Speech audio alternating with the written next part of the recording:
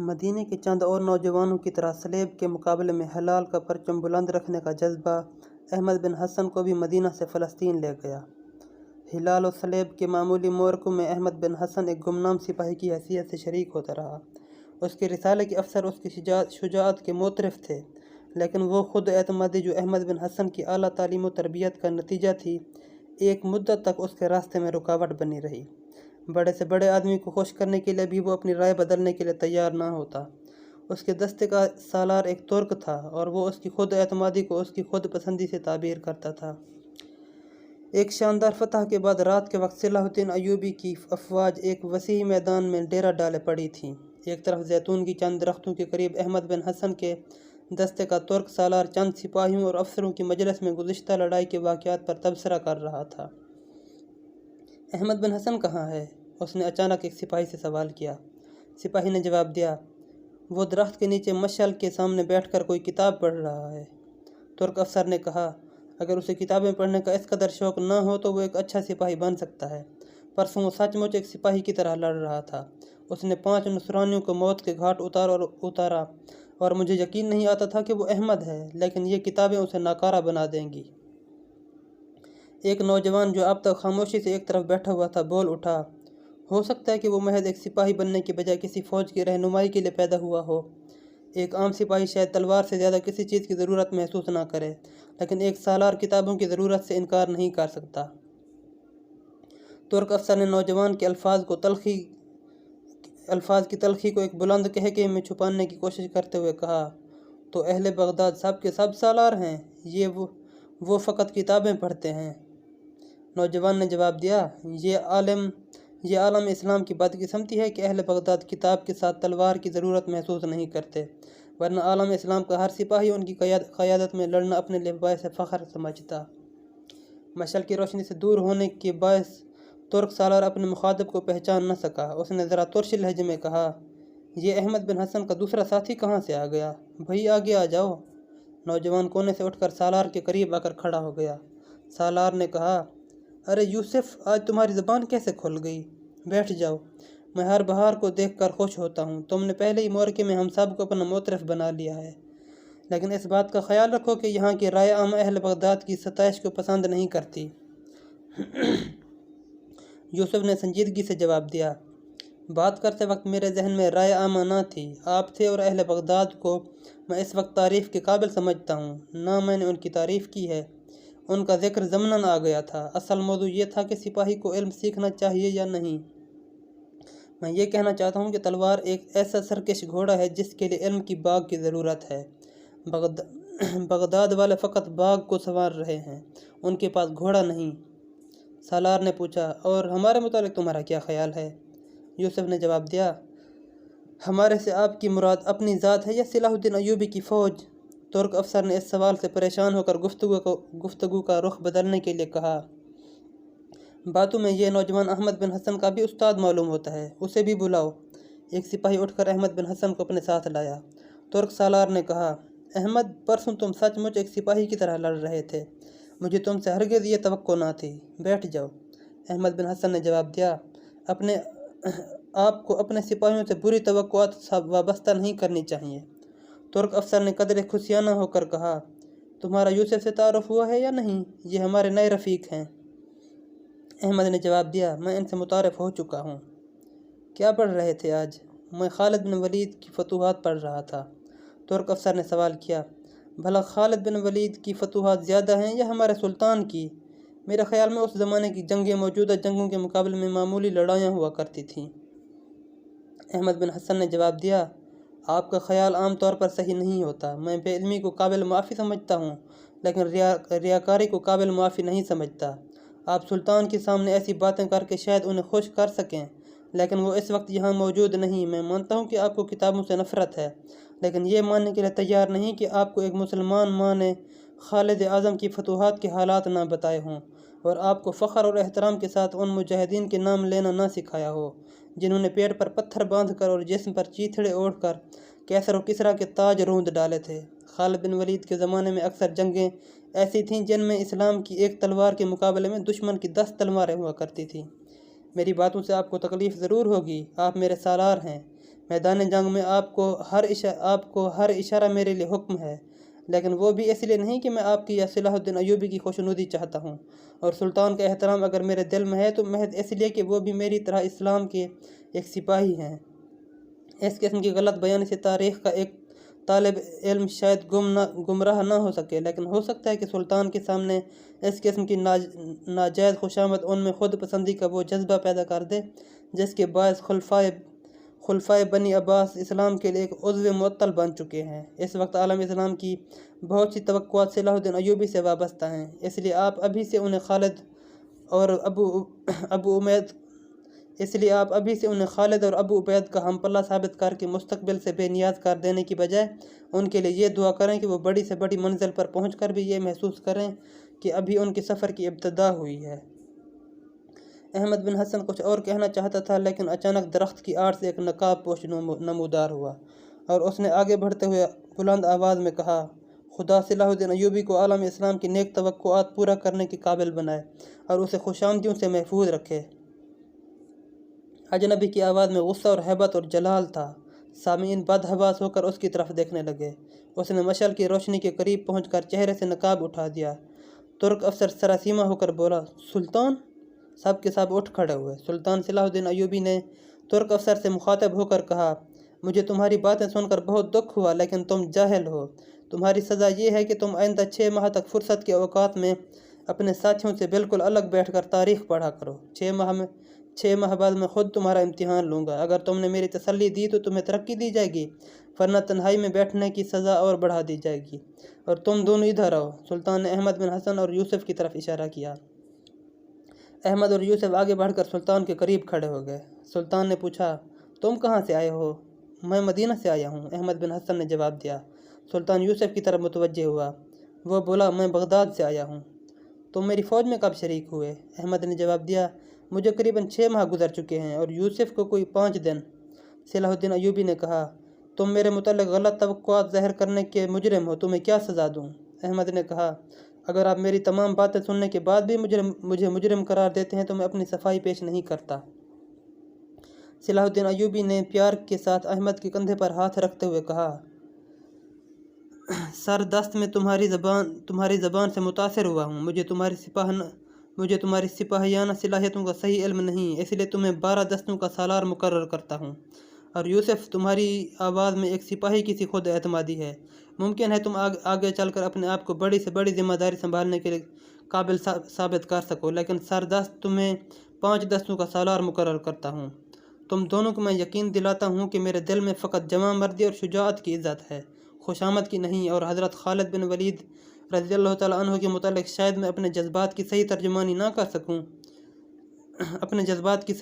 کر سکوں۔ کاش میں مصر کا سلطان ہونے کی بجائے اسلام کے مجاہد اعظم کی فوج کا ایک معمولی سپاہی ہوتا۔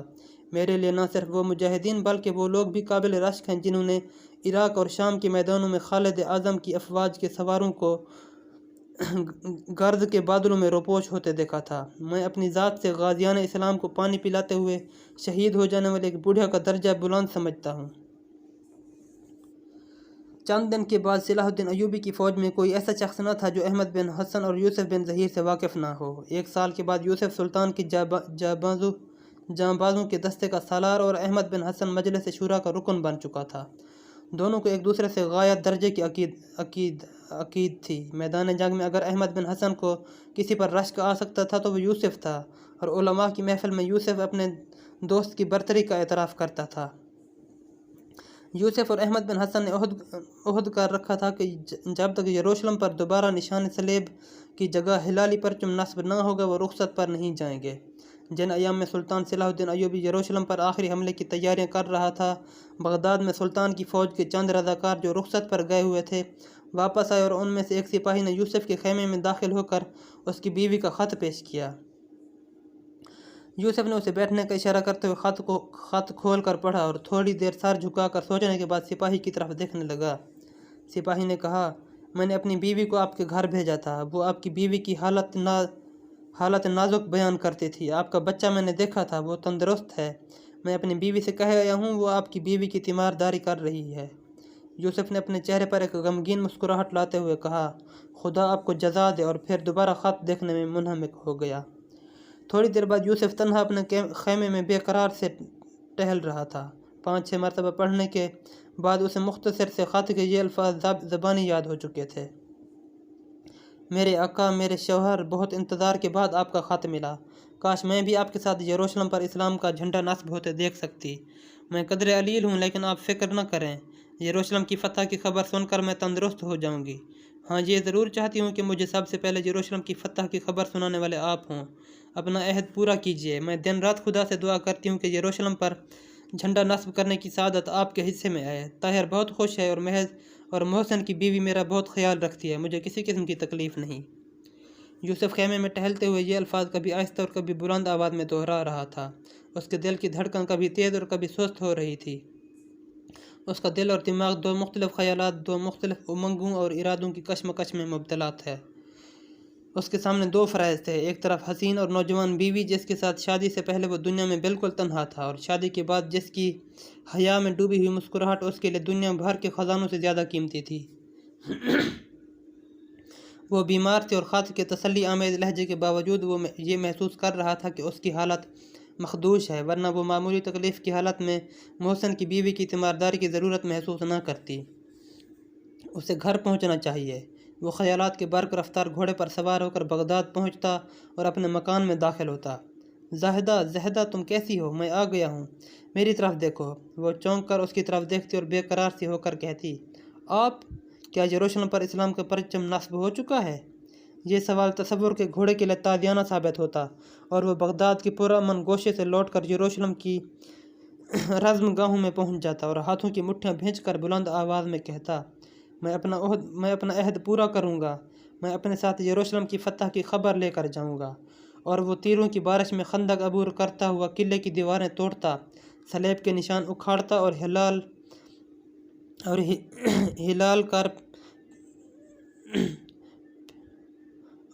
کر پھریرا اڑاتا ہوا قلعے کے آخری برج تک پہنچ جاتا، اور فتح کا نعرہ بلند کرتے اور خون آلود تلوار نیام میں ڈالتے ہوئے اپنے سبا رفتار گھوڑے پر سوار ہوتا اور بغداد پہنچ جاتا۔ اپنے گھر کے سامنے گھوڑے سے اترتا اور بھاگ کر اندر داخل ہوتے ہوئے کہتا، میری جان، میری روح، میں آ گیا ہوں۔ یروشلم فتح ہو گیا ہے۔ میں نے قلعے کے سب سے اونچے برج پر اپنے ہاتھوں سے اسلامی جھنڈا نصب کیا ہے، اور زاہدہ کا حسین اور معصوم چہرہ خوشی سے چمک اٹھتا۔ میں نہیں جاؤں گا، اس کا آخری فیصلہ تھا۔ احمد بن حسن کے کمرے میں داخل ہوا اور اس نے کہا، یوسف، بغداد سے چند سپاہی آئے ہیں، تمہارے گھر سے کوئی پیغام آیا؟ بیوی کا خط آیا ہے، یوسف نے مسکرانے کی کوشش کرتے ہوئے کہا۔ تم پریشان ہو، خیریت تو ہے؟ وہ کچھ علیل ہے۔ احمد بن حسن نے غور سے اس کے چہرے کی طرف دیکھا اور ایک لمحہ سوچنے کے بعد پوچھا، تمہیں بلایا ہے؟ نہیں، آپ پڑھ لیجئے۔ یہ کہتے ہوئے یوسف نے احمد کے ہاتھ میں خط دے دیا۔ احمد نے خط پڑھنے کے بعد کہا، خط سے تو کوئی تشویش کی بات ظاہر نہیں ہوتی، تاہم تم پریشان ضرور ہو۔ میں تمہیں ایک خوشخبری سناتا ہوں۔ یوسف نے بے تابی سے سوال کیا، کیسی خوشخبری؟ کیا یروشلم پر جلد حملہ ہونے والا ہے؟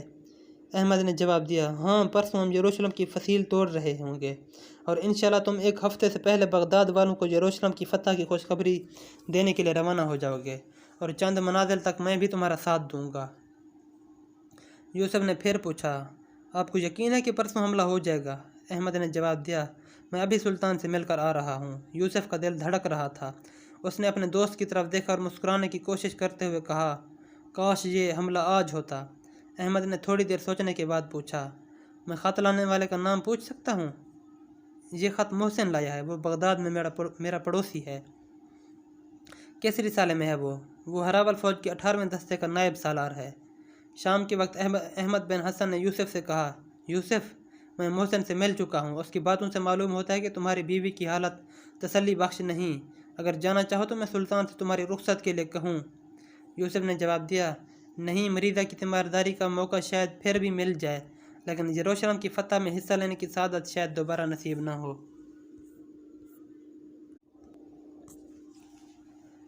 8 دن کے بعد مسلمانوں کی فوج چاروں طرف سے یروشلم پر یلغار کر رہی تھی۔ سلطان صلاح الدین ایوبی ایک سفید گھوڑے پر سوار حملہ آور فوج کی رہنمائی کر رہا تھا۔ وہ سپاہی جسے سلطان نے سب سے پہلے کمند ڈال کر قلعے کی فصیل پر چڑھتے دیکھا یوسف تھا۔ اوپر سے تیروں اور پتھروں کی بارش ہو رہی تھی اور یوسف سر پر ڈھال رکھ کر اپنا بچاؤ کر رہا تھا۔ فصیل پر پہنچنے کے لیے اس کی کامیابی کے امکانات بہت کم تھے۔ سلطان نے اپنے دل میں کہا، اگر یہ فصیل پر پہنچ گیا تو میں اسے اپنی تلوار انعام میں دوں گا۔ یوسف فصیل پر پہنچ چکا تھا اور چند نوجوان اس کی تقلید کر رہے تھے۔ یوسف کی تلوار چند آدمیوں کو موت کے گھاٹ اتار چکی تھی۔ سلطان اپنے جرنیل سے کہہ رہا تھا، اب وہ میرے گھوڑے کا بھی حقدار ہے۔ چند مجاہد فصیل پر چڑھ کر یوسف پر عقب سے حملہ کرنے والے پہرے داروں کو روک رہے تھے اور یوسف اپنے پیدر پہ حملوں سے 6-7 سپاہیوں کے پاؤں اکھاڑ چکا تھا۔ صلاح الدین ایوبی جوش مسرت میں کہہ رہا تھا، نوجوان، میں تمہیں ہراول دستے کا سالار اعلیٰ بناتا ہوں۔ تھوڑی دیر کے لیے سلطان کی توجہ کسی اور محاذ پر مبذول ہو گئی۔ جب دوبارہ اس نے فصیل کے اس حصے کی طرف دیکھا تو اس کے سپاہی اس مقام پر قبضہ جما چکے تھے، لیکن یوسف وہاں نہ تھا۔ اس نے اپنے ہم رکاب سے پوچھا، یوسف کہاں گیا؟ اس نے دروازے کے سب سے اونچے برج کی طرف اشارہ کرتے ہوئے جواب دیا، وہ دیکھیے، یوسف بہت خطرناک مقام پر لڑ رہا ہے۔ سلطان نے اوپر نگاہ کی۔ یوسف کی تلواری بیک وقت 3 تلواروں سے لڑ رہی تھی۔ سلطان کے 2 سپاہی اس کی مدد کے لیے پہنچ چکے تھے۔ یوسف کی تلوار کی ایک ضرب سے نشان سلیب سرنگوں ہو چکا تھا۔ سلطان نے آنکھوں میں خوشی کے آنسو بھرتے ہوئے کہا، تم میرے بیٹے ہو، میں تمہیں اس شہر کا والی مقرر کرتا ہوں۔ لیکن یوسف کے ہاتھ سے تلوار گر چکی تھی۔ ایک نوجوان اسے سہارا دینے کی کوشش کر رہا تھا۔ سلطان نے اسے پہچان لیا، یہ احمد بن حسن تھا۔ سلطان کے سپاہی اندر داخل ہو کر قلعے کا دروازہ کھول چکے تھے۔ دشمن ہتھیار ڈال چکا تھا۔ سلطان گھوڑا بھگاتا ہوا قلعے کے اندر داخل ہوا اور گھوڑے سے اتر کر اپنی فوج کے چند افسروں کے ساتھ جلدی سے برج پر چڑھا۔ یوسف کے جسم پر زخموں کے کئی نشان تھے۔ احمد اسے اپنی چھاگل سے پانی پلا رہا تھا۔ سلطان فرش پر گھٹنے ٹیک کر اس کے قریب بیٹھ گیا اور اس کی زرہ کھلوا کر اس کے زخم دیکھے اور اس کی نبض پر ہاتھ رکھ کر مغموم لہجے میں بولا، بیٹا، میں تمہیں اس شہر کا والی بنا چکا ہوں۔ شاید تمہارا عہد حکومت بہت مختصر ہے۔ اگر شہر والوں کے لیے کوئی حکم نافذ کرنا چاہتے ہو تو جلدی کرو۔ یوسف نے پہلے سلطان کی طرف اور پھر احمد کی طرف دیکھا اور بالآخر اس کی نگاہیں لوٹ کر لٹکتے ہوئے صلیبی جھنڈے پر مرکوز ہو کر رہ گئیں۔ احمد بن حسن نے کہا، میں اس شہر کے حاکم کی خواہش یہ ہے کہ وہ فتح کا جھنڈا اپنے ہاتھ سے نصب کرے۔ سلطان کو ان الفاظ کے ساتھ یوسف کی آنکھوں میں ایک غیر معمولی چمک نظر آئی۔ سلطان نے دوبارہ اس کی نبض دیکھی اور ایک سپاہی کو جھنڈا لانے کا اشارہ کیا۔ ایک افسر نے ٹوٹا ہوا نشان سلیب اتار کر پھینک دیا۔ سلطان صلاح الدین ایوبی اور احمد بن حسن نے یوسف کو سہارا دے کر اٹھایا۔ یوسف کے بے جان ہاتھوں میں اچانک زندگی آ گئی۔ اس نے جھنڈا نصب کیا۔ اس کے ہونٹوں پر مسکراہٹ تھی، وہ مسکراہٹ جو صرف خدا کی راہ میں شہید ہونے والوں کو نصیب ہو سکتی ہے۔ اچانک اس کے ہونٹوں سے یہ الفاظ نکلے، زاہدہ، یروشلم فتح ہو چکا ہے۔ سلطان کے حکم سے یوسف کو شاہی محل کے ایک کمرے میں پہنچایا گیا۔ جان کنی کی حالت میں اس نے احمد بن حسن سے جو آخری بات کہی وہ یہ تھی، احمد، میری بیوی کی دعا کا صرف ایک حصہ قبول ہوا۔ میں یروشلم کی فتح کی خبر لے کر اس کے پاس نہ پہنچ سکا، لیکن قدرت کا ایک راز اب میری سمجھ میں آ رہا ہے۔ زاہدہ بغداد میں نہیں، کسی اور مقام پر میرا انتظار کر رہی ہے۔ وہ اس دنیا میں ہوتی تو میں یقیناً بغداد پہنچتا۔ جھنڈا نصب کرتے ہوئے میں یہ محسوس کر رہا تھا کہ وہ مجھے دیکھ رہی ہے۔ تم بغداد جاؤ، اگر وہ زندہ ہے تو بغداد میں سب سے پہلے یروشلم کی فتح کی خبر سننا اس کا حق ہے۔ اگر وہ زندہ نہیں تو میں اپنا بیٹا تمہیں سونپتا ہوں۔ اس نے یہ کہہ کر آنکھیں بند کر لیں اور خفیف سی آواز میں دہرانے لگا، زاہدہ، میں آ گیا ہوں، یروشلم فتح ہو گیا، میں نے فتح کا جھنڈا اپنے ہاتھوں سے نصب کیا۔ اس نے دوبارہ آنکھیں کھولیں، سلطان اور احمد کی طرف دیکھا، لیکن ایک لمبی سانس کے بعد اس کی آنکھوں کے سامنے موت کے پردے حائل ہو چکے تھے۔ سلطان نے کہا، احمد، تم فوراً بغداد جانے کی تیاری کرو، میں تمہیں کچھ رقم یوسف کی بیوہ کے لیے دیتا ہوں۔ اگر وہ خدا نخواستہ زندہ نہ ہو تو میں اس کے بچے کی پرورش تمہیں سونپتا ہوں۔ احمد بن حسن نے کہا، میں تیار ہوں، اور اگر آپ کی اجازت ہو تو بغداد کے ایک سپاہی کو جو یوسف کا پڑوسی ہے ساتھ لیتا جاؤں۔ تھوڑی دیر بعد سلطان کی قیام گاہ کے سامنے 3 گھوڑے کھڑے تھے، جن میں سے ایک وہ تھا جس پر تھوڑی دیر قبل سلطان صلاح الدین ایوبی خود سوار تھا۔ رخصت کے وقت سلطان نے احمد بن حسن کو اپنے خیمے میں بلایا اور چمڑے کی ایک تھیلی دیتے ہوئے کہا، اس میں 5000 طلائی سکے ہیں، ان میں 1000 تمہارے لیے اور باقی یوسف کی بیوہ کے لیے۔ اگر خدا نخواستہ وہ زندہ نہ ہو تو یہ رقم یوسف کے بیٹے کی پرورش پر خرچ کرنا، اور اس کے مستقبل کے لیے میں تمہیں کچھ اور دیتا ہوں۔ یہ لو، سلطان نے ایک ریشمی کپڑے کی تھیلی اٹھاتے ہوئے کہا، اسے کھول کر دیکھو۔ احمد بن حسن نے تھیلی لے کر کھولی، اس میں بیش قیمت جوہرات جگمگا رہے تھے۔ سلطان نے کہا، یہ جوہرات اسے اس وقت دینا جب وہ بالغ ہو جائے۔ احمد بن حسن نے کہا، یوسف کے بیٹے کے لیے آپ کا ہر انعام جائز ہے، لیکن میں یہاں دولت کی تلاش میں نہیں آیا تھا، خدا نے مجھے ہر شے دے رکھی ہے۔ سلطان نے کہا، اگر تمہیں اس کی ضرورت نہیں تو یہ مدینے کے غریب بچوں کے لیے لے جاؤ۔ سلطان کا لب و لہجہ کچھ ایسا تھا کہ احمد انکار نہ کر سکا۔ سلطان نے پھر کہا، وہ اور چیزیں جو میں تمہیں سونپنا چاہتا ہوں، ان میں سے میرا ایک سپاہی یہ گھوڑا چھوڑنے کے لیے بغداد جائے گا۔ بغداد میں اسے بیچ کر جو رقم حاصل ہوگی وہ بھی یوسف کی بیوہ کو دے دینا۔ مجھے امید ہے کہ بغداد کے لوگ میرے گھوڑے کو اچھی قیمت پر خریدیں گے۔ دوسری چیز میری تلوار ہے، وہ یوسف کے بیٹے کے بڑا ہونے تک تمہارے پاس محفوظ رہے گی۔ احمد نے کہا، محسن میرے ساتھ جا رہا ہے۔ سلطان نے کہا، میں اسے فراموش نہیں کیا، میں نے اس کی واپسی تک مال غنیمت میں اس کا حصہ محفوظ رہے گا، تاہم زیادہ راہ کے لیے میں اسے کچھ دیتا ہوں۔ سلطان نے محسن کو اندر بلا کر 500 طلائی سکے دیے، پھر دونوں سے مصافحہ کرتے ہوئے کہا، اب تم جاؤ، میں چاہتا ہوں کہ بغداد میں یروشلم کی فتح کی خبر سننے والی یوسف کی بیوی ہو۔ خدا حافظ۔ چند ہفتوں کے بعد بغداد پہنچ کر احمد بن حسن کو معلوم ہوا کہ یوسف کی بیوی یروشلم کی فتح سے 4 دن پہلے داعی اجل کو لبیک کہہ چکی تھی، اور محسن کی بیوی اس کے بچے کو اپنے گھر لے آئی تھی۔ احمد بن حسن نے گھر پہنچتے ہی بچے کو دیکھنے کی خواہش ظاہر کی، اور جب محسن نے 2.5 سال کا ایک خوبصورت بچہ لا کر اس کی گود میں بٹھا دیا تو اس کا دل بھر آیا۔ احمد بن حسن اس کے سر پر پیار اور شفقت سے ہاتھ پھیرنے لگا۔ بچے نے ہاتھ بڑھا کر اس کی ناک پکڑ لی اور کہا، غازی ابا، غازی۔ احمد نے اسے سینے سے بھینچ کر آنکھوں میں آنسو بھرتے ہوئے کہا، بیٹا ابا شہید کہو۔ ابا؟ بچہ غور سے احمد کی طرف دیکھنے لگا۔ ابا شہید، احمد نے اس کی پیشانی پر بوسہ دیتے ہوئے کہا۔ ابا شہید؟ بچہ یہ کہتے ہوئے اس کی گود میں اچھلنے لگا۔ شام تک بغداد میں صلاح الدین ایوبی کے گھوڑے کا چرچا ہو چکا تھا۔ بغداد کے امراء میں سے ہر ایک اسے اپنے استقبال کی زینت بنانے کے لیے بے قرار تھا، اور ان میں سے اکثرتی ایسے لوگوں کی تھی جو گھوڑے پر چڑھنے سے زیادہ اسے سنوارنا جانتے تھے۔